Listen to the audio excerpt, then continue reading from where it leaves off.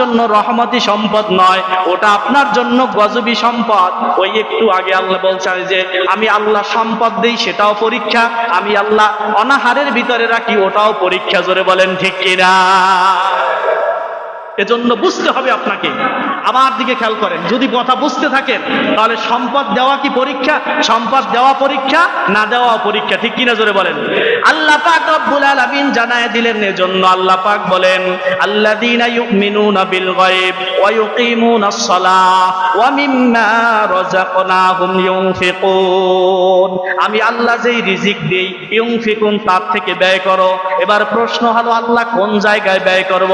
আল্লাহ পাক রব্বুল আলামিন এই জায়গায় জানায় দিলেন, বান্দারে সর্বপ্রথম ব্যয় করার জন্য আমি আল্লাহ কিছু নির্দিষ্ট খাতের কথা বলে দিয়েছি। জোরে বলেন সুবহানাল্লাহ। যাকাতের খাত কয়টা? কথা বলে না, কয়টা? যাকাতের খাত কয়টা? দেখছেন নি কয় না? ওটা আমার হাতের দিকে তাকায়, যে 4টা জায়গায় মনে হয় 4টাই হইতে পারে। জাকাতের খাত হলো 8টা। কয়টা? 8টা। জাকাতের খাত হলো 8টা। এখান থেকে নিতে হবে লা তুলহিকুম আমওয়ালাকুম ওয়ালা আওলাদুকুম, তোমার সন্তান সন্ততি আর তোমার সম্পদ যেন তোমাকে আন যিকিরিল্লাহ, আমি আল্লাহর জিকির থেকে যেন সরায় না দেয়, আমি আল্লাহর স্মরণ থেকে, আমি আল্লাহর ইবাদত থেকে যেন গাফেল করে না দেয়। এই 8টা খাতের ভিতরে মসজিদ মাদ্রাসা নাই। যাকাতের টাকা দিয়ে যদি মসজিদ বানায় সেটা জায়েজ হবে না, কারণ যাকাতের হকটা হলো একজন অভাবগ্রস্ত মানুষ, একেবারে মিসকিন মানুষ, নিঃস্ব মানুষ। জোরে বলেন ঠিক কিনা? সমাজ বুঝতেছে না।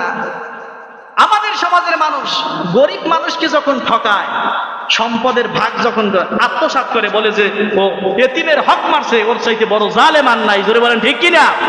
আচ্ছা, আপনার টাকার ভিতরে যে যাকাতের একটা হক এতিমের আছে, ওইটা যে আপনি দিতেছেন না, তাহলে এতিমের হক মারা হইল কি হইল না? কথা বলেন, হইল কি হইল না? কথা কি বুঝে আসছে সবার? আমার আব্বা জানেরা, এই জন্য যাকাত এটা আসলে সম্পদ কমায় না, বৃদ্ধি করে। সম্পদ কি করে? আপনি দিয়েই দেখেন না, সম্পদ আপনার বৃদ্ধি করে দিবে আল্লাহ, আপনার ব্যবসায় বরকত দিয়ে দিবে আল্লাহ। আর যদি না দেন, তাহলে কিয়ামতের ময়দানে আল্লাহর হাবিব সাল্লাল্লাহু আলাইহি সাল্লামের মাধ্যমে আল্লাহ জানাইছেন, ওই যাকাতের সম্পদগুলা সাপে পরিণত হয়ে যাবে।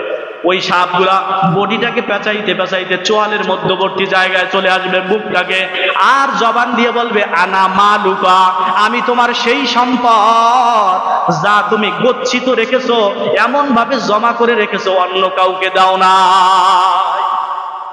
এজন্য শব্দ, ওই যে বললাম পরীক্ষা, সম্পদ দেওয়া পরীক্ষা। এবার পরীক্ষার মধ্যে পড়ছেন না পড়েন নাই? কথা বলেন, পড়ছেন না পড়েন নাই? হাদিস